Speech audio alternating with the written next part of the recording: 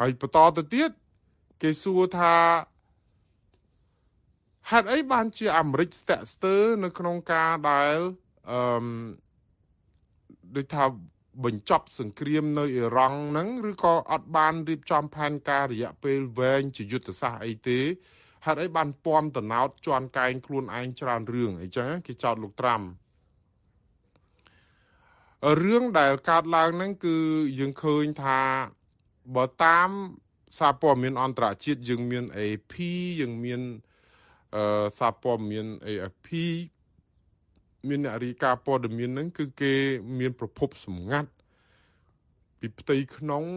នៅក្នុងក្រមអ៊ីស្រាអែលនិងក្រមពួកសេតវិមានហ្នឹងដែលគេជជែកគ្នាអំពីយុទ្ធសាស្ត្រវាយសន្ធាប់ទៅអ៊ីរ៉ង់តាមពិតរឿងច្រកហ័រមូសនេះអត់មានអ្នកណាបង្ហើបពីដើមទីមកទេក៏ប៉ុន្តែទាំងអ្នកយុទ្ធសាស្ត្រសង្គ្រាមរបស់អាមេរិកនិងអ៊ីស្រាអែលសុទ្ធតែដឹងជាមុនរួចទៅហើយថាច្រកហ័រមូសនេះនឹងคล้ายទៅជាចំណុចចំណាប់ខ្មាំងមួយរបស់អ៊ីរ៉ង់ក្នុងការបិទទៅស័យជីបចរនៃសម្ព័ន្ធមិត្តរបស់អាមេរិកគេដឹងរឿងហ្នឹងតាំងពីដើមមុននឹងវាយមកម្លេះប៉ុន្តែសំណួរសួរថាបើដឹងថាអ៊ីរ៉ង់នឹងបិទជីបចរកន្លែងហ្នឹងនឹងយកអាកន្លែងហ្នឹងជាចំណាប់ខ្មាំងតើបានត្រៀមខ្លួនយ៉ាងដូចម្ដេចហេតុអីក៏មកដល់ពេលហ្នឹងដូចជាអត់ទាន់មានយុទ្ធសាស្ត្រដើម្បីបិទបញ្ចប់រឿងហ្នឹងអញ្ចឹងនៅក្នុងការជជែកគ្នាដែលសុទ្ធតែអ្នកដែលរាយការណ៍ហ្នឹងប្រាប់ថាសុំមិនបញ្ចេញឈ្មោះប្រភពហ្នឹងគឺគេនិយាយថាអាមេរិកគឺបានដឹងច្បាស់ថាវាយអ៊ីរ៉ង់នេះណាមិនមែនធូរដោយអ្វីដែលជាការគិតទេគឺវាមានភាពស្មុគស្មាញច្រើនដែរស្មុគស្មាញច្រើនគឺដោយសារតែទី1គឺលក្ខណៈភូមិសាស្ត្ររបស់ប្រទេសអ៊ីរ៉ង់ដែលភាគច្រើនគេដឹងថាសពាវុធរបស់អ៊ីរ៉ង់លាក់នៅក្រោមរូងក្រោមដីហើយរូងក្រោមដីនេះគឺមែនតែនគឺមានអាវុធយុទ្ធភ័ណ្ឌអាមេរិកដូចជា B52 ឬក៏ B យន្តហោះទម្លាក់អា B2 តែទម្លាក់មានអាក្របបែកខួងដីរាប់តោនអីចូលទៅជំរឿរាប់សិបម៉ែត្រហើយបានផ្ទុះអីហ្នឹងតែរូងដីរូងភ្នំកន្លែងខ្លះវាជ្រៅលឹះនឹងដល់ទៅកន្លះគីឡូ1គីឡូដីក្របហ្នឹងមិនអាចនឹងខួងទេព្រោះភ្នំភាគច្រើននៅអ៊ីរ៉ង់ហ្នឹងជាភ្នំថ្មមិនមែនដីទុនផុយអីទេដូច្នេះក៏គេដឹងថាវាមានភាពស្មុគស្មាញច្រើនដែរក៏ប៉ុន្តែយុទ្ធសាស្ត្ររបស់អាមេរិកនៅពេលនេះគឺដោយគេការគ្រោងទុកដែរគឺទី1គឺវាយផ្ដាច់ប្រព័ន្ធអាកាសរបស់អ៊ីរ៉ង់និងប្រព័ន្ធផ្លូវទឹករបស់អ៊ីរ៉ង់គឺដាច់អស់ហើយប្រព័ន្ធផ្លូវគោកផ្លូវអីហ្នឹងអ៊ីរ៉ង់ក៏អត់អាចងើបនៅលើបានដែរវាមាននៅក្នុងរូងដីទេដូច្នេះអញ្ចឹងអ្វីដែលអាមេរិកធ្វើបាននៅពេលនេះគឺត្រូវសង្គ្រប់អារូងដីហ្នឹងផ្ដាច់អាជីពចរហ្នឹងឲ្យអស់ប៉ុន្តែសួរថាផ្ដាច់ប៉ុណ្ណាប្រើពេលយូរប៉ុណ្ណាអញ្ចឹងហើយបានជាចុងក្រោយនេះទើបចេញជាយុទ្ធសាស្ត្រអវសានវត្ត48ម៉ោងគឺចាប់ផ្ដើមវាយដាច់ប្រព័ន្ធអគ្គិសនីចោលតែម្ដងអាប្រព័ន្ធអគ្គិសនីឬក៏រោងចក្រផលិតថាមពលនេះណាបើផ្ដាច់បានណាអារូងភ្នំទាំងអស់ហ្នឹងទាំង107ហ្នឹងអាចដាច់ភ្លើងទាំងអស់អត់អាចមានអគ្គិសនីចូលទៅបានទេអញ្ចឹងដូចយើងដូចរុនកដោដូចណាចង្រិតដូងអញ្ចឹងណាតែយើងចាក់ទឹកចូលគឺចេញមកអស់ហើយអញ្ចឹងនៅពេលដែលអត់ភ្លើងអត់អគ្គិសនីអត់អុកស៊ីហ្សែនអត់អីចូលវាអាចនៅមានរូងភ្នំខ្លះវាមានគេត្រៀមខ្លួនអីបានខ្លះប៉ុន្តែរូងភ្នំជាច្រើនបិទចិត្តអស់ហើយនៅពេលដែលអត់មានខ្យល់អុកស៊ីហ្សែនអត់មានភ្លើងអគ្គិសនីចូលទៅបែបនេះមិនយូរទេនឹងចូលដល់ស្ថានភាពមហន្តរាយហើយសម្រាប់ប្រទេសអ៊ីរ៉ង់ដូច្នេះរឿងនេះអាចជាយុទ្ធសាស្ត្រចុងក្រោយរបស់អាមេរិកនៅក្នុងការគំរាមកំទេចរោងចក្រអគ្គិសនីហើយរោងចក្រអគ្គិសនីនេះមែនតើគឺជារឿងខុសច្បាប់មួយដ៏ធំទៀតតកតងនឹងសំណង់ស៊ីវិលណាបើសិនជាអង្គការសហប្រជាជាតិច្បាស់ជាថ្កោលទោសឲ្យព្រោះកន្លងមករុស្ស៊ីធ្លាប់ទម្លាក់គ្រាប់បែកទៅលើអារោងចក្រផលិតអគ្គិសនីធម្មពលអគ្គិសនីរបស់អ៊ុយក្រែនហ្នឹងធ្វើឲ្យរដូវត្រជាក់ហ្នឹង ប្រជាពលរដ្ឋអ៊ីរ៉ង់ប្រជាពលរដ្ឋអ៊ុយក្រែននោះវេទនាមែនតើព្រោះអត់មានកម្ដៅអត់មានអីដើម្បី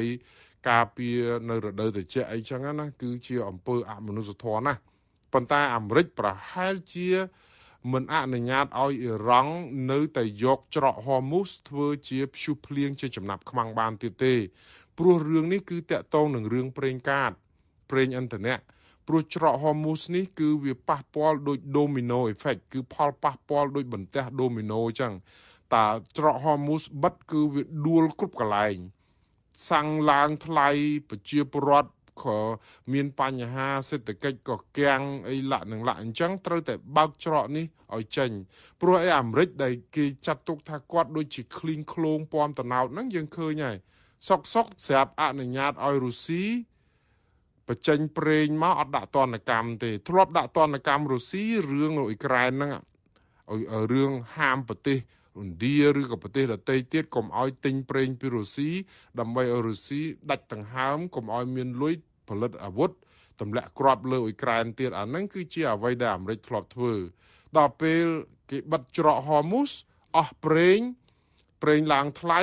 លោកត្រាំខ្លាចពិភពលោកថាមកពីលោកត្រាំហ្នឹងបានប្រេងឡើងថ្លៃដកទណ្ឌកម្មពីរុស្ស៊ីមួយរយៈពេលសិនអត់ឲ្យប្រទេសណាចង់និយាយប្រទេសដែលទិញប្រេងរុស្ស៊ីទិញចោះលែងដាក់ទណ្ឌកម្មលែងអីហើយដើម្បីឲ្យប្រេងហ្នឹងអាចចរាចរបានអាហ្នឹងរឿងរុស្ស៊ីមួយរឿងជាមួយអ៊ីរ៉ង់ក៏ចឹងដែរអាមេរិកដាក់ទណ្ឌកម្មអ៊ីរ៉ង់នេះរាប់សិបឆ្នាំហើយតែមកដល់ពេលនេះស្រាប់តែលើកទណ្ឌកម្មអ៊ីរ៉ង់តាក់ទងនឹងរឿងដឹកប្រេងនឹងដែរព្រោះប្រេងរបស់អ៊ីរ៉ង់ដឹកចេញពីសមុទ្រពីព្រំប្រទល់អ៊ីរ៉ង់ហ្នឹងចេញទៅក្នុងដែនសមុទ្រអន្តរជាតិហ្នឹងមានដល់ទៅ170លានបារ៉ែលគឺធុងដូច្នេះអាមេរិកគិតថាបើដាក់ទណ្ឌកម្មអ៊ីរ៉ង់គឺប្រេងហ្នឹងអត់អាចលក់បានវាទៅធ្វើឲ្យតម្លៃទីផ្សារប្រេងហ្នឹងគឺវាថ្លៃអញ្ចឹងសុកចិត្តអាកាត់មួយគឺថាបធូរបន្ថយអត់យកទណ្ឌកម្មអ៊ីរ៉ង់ដកក្នុងបដោះអាសន្នហ្នឹងឲ្យលក់ប្រេងនឹងបានចោះអញ្ចឹងទៅបានប្រជាពលរដ្ឋឬក៏អ្នកវិភាគថាមិនចឹងលោកត្រាំដូចរៀងក្លែងឃ្លោងពំតណោតខ្លួនឯងម៉េះតើលក់ប្រេងឬក៏ទិញប្រេងអ៊ីរ៉ង់បានន័យថាដូចជាផ្គត់ផ្គង់គ្រឿងសព្វាវុធអ៊ីរ៉ង់ទៀតហើយប៉ុន្តែបងប្អូននៅពេលនេះអត់ដូចពេលមុនទេបើទោះបីជាអ៊ីរ៉ង់លក់ប្រេងបានក៏ដោយក៏លុយនឹងមិនអាចយកទៅបំពោកសព្វាវុធអីបានប្រមាណទេព្រោះអាមេរិកបំផ្លាញខ្ទេចខ្ទីអស់ច្រើនហើយយ៉ាងណាក៏វាសឹងតែខ្ទេចខ្ទីនៅក្នុងប្រព័ន្ធកញ្ជ្រួចប្រព័ន្ធអីរបស់អ៊ីរ៉ង់អីនិងប្រព័ន្ធការពារជាតិគេនោះណាតែសំខាន់បើយើងមើលក៏វាមានហេតុផលសមស្របមួយដែរព្រោះអាមេរិកឲ្យលក់ប្រេងដោយបណ្ដោះអាសន្ននេះដោយសារកលៈទេសៈនេះបើសិនជាមានទណ្ឌកម្មនេះគឺប្រេងលក់អត់បានអញ្ចឹងប្រេងឡើងថ្លៃអញ្ចឹងក៏វាសមហេតុសមផលថាគាត់ប្រហែលជាមិន flip flop ឬក៏ថាបាត់ដៃខ្នងដៃអីប្រមាណម្ដងដាក់ទណ្ឌកម្មម្ដងមិនដាក់ទណ្ឌកម្មដែរព្រោះអីអ្នកណាក៏យល់ដែរថាបើជាប់ទណ្ឌកម្មប្រេងលក់អត់បានទីផ្សារប្រេងនៅលើពិភពលោកឡើងថ្លៃព្រោះអាមេរិកមិនមែនដើម្បីបុព្វហេតុអាមេរិកអីទៀតទេគឺដើម្បីបុព្វហេតុពិភពលោកដែរនៅពេលដែលឲ្យលក់ប្រេងហ្នឹងទៅកុំឲ្យប្រេងឡើងថ្លៃដល់1ធុង$120អីទៀតព្រោះឥឡូវនៅត្រឹម112អីហ្នឹងបើបញ្ចេញឲ្យកាន់តែច្រើនទៅវាអាចនឹងលក់បានអញ្ចឹងការដែលគេចោទលោកត្រាំថារៀងដូចពំតណោតហ្នឹងវាមានហេតុផលសមរម្យរបស់គេក៏ប៉ុន្តែកលៈទេសៈនេះអ្នកណាក៏ពិបាកដែរព្រោះទី1គឺលោកត្រាំអត់អាចបញ្ជូនទ័ពថ្មើរជើងទៅអ៊ីរ៉ង់បានទេប្រជាពលរដ្ឋអាមេរិកទាំងអស់គឺជំទាស់ការបញ្ជូនទ័ពថ្មើរជើងព្រោះអីទ័ពថ្មើរជើងទៅគឺនឹងស្លាប់ដោយអាសាបងហើយគឺបើអាចកំតិចពីដែនអាកាសបានគឺគេមិនគ្រប់គ្រងការដែលវាយប្រហារអ៊ីរ៉ង់មែនប៉ុន្តែគេមិនជំទាស់រឿងការដែលវាយប្រហារតាមដែនអាកាសទេកុំឲ្យយកមនុស្សយកទៅដាក់អញ្ចឹងហើយបានជាលោកត្រាំប្រាប់គេម្សិលមិញនេះគាត់ថាពីដំបូងឡើងគាត់ថាអត់មានប្រកែករឿងការបញ្ជូនទ័ពថ្មើរជើងទៅអ៊ីរ៉ង់ឯក៏អត់ដែលគិតថាអានឹងជាជំរឿសដែលត្រូវកវត្តចោលទេគឺនៅតែគិតពិចារណាអញ្ចឹងណាប៉ុន្តែប្រហែលថ្ងៃនេះគាត់មានជំហរច្បាស់លាស់មួយគឺថាគាត់អត់មានបញ្ជូនទ័ពថ្មើរជើងអាមេរិកទៅអ៊ីរ៉ង់កន្លែងណាមួយទេប៉ុន្តែបញ្ជូនទៅមជ្ឈិមបូព៌ាបានដែរទៅមូលដ្ឋានទ័ពអាមេរិកអីអញ្ចឹងទៅអ ចឹងការដែលផ្លាស់ប្ដូរជំហររបស់លោកត្រាំដែលកាលពីដើមឡើយថានឹងចង់បញ្ជូនទ័ពថ្មើរជើងនេះខ្ញុំជឿថាជាសារមួយគំរាមដល់អ៊ីរ៉ង់ថាតិចទៀតមានទ័ពថ្មើរជើងទៅដល់លុកលុយចូលដល់ដែនអធិបតេយ្យរបស់អ្នកឯងបើសិនជាមិនលើកទង់សអាហ្នឹងអាចជាយុទ្ធសាស្ត្របែបហ្នឹងប៉ុន្តែប្រហែលជាឥឡូវគាត់ច្បាស់ថាអ៊ីរ៉ង់ទុនដៃទុនជើងអស់ហើយមិនចាំបាច់ដាក់ទ័ពថ្មើរជើងទៅក៏បានដែរវាអាចអញ្ចឹងដែរឬក៏វាអាចលោកត្រាំខ្លួនលោករងសម្ពាធពីផ្ទៃក្នុងនៅក្នុងសហរដ្ឋអាមេរិកដែលមិនអោយយកទាហានអាមេរិកទៅចោះនៅក្នុង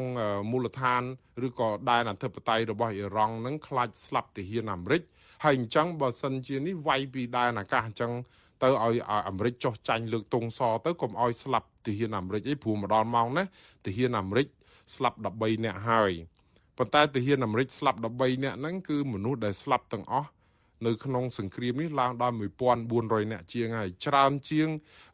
នៅលីបង់គឺមាន1000នាក់ហើយអញ្ចឹងនៅអ៊ីរ៉ង់ហ្នឹងគឺស្លាប់តែ3-400នាក់ច្រើនជាងគេគឺសាលារៀនបឋមសិក្សាមួយដែលស្លាប់កូនសិស្សច្រើនណាស់ដូចជា130នាក់អីណោះ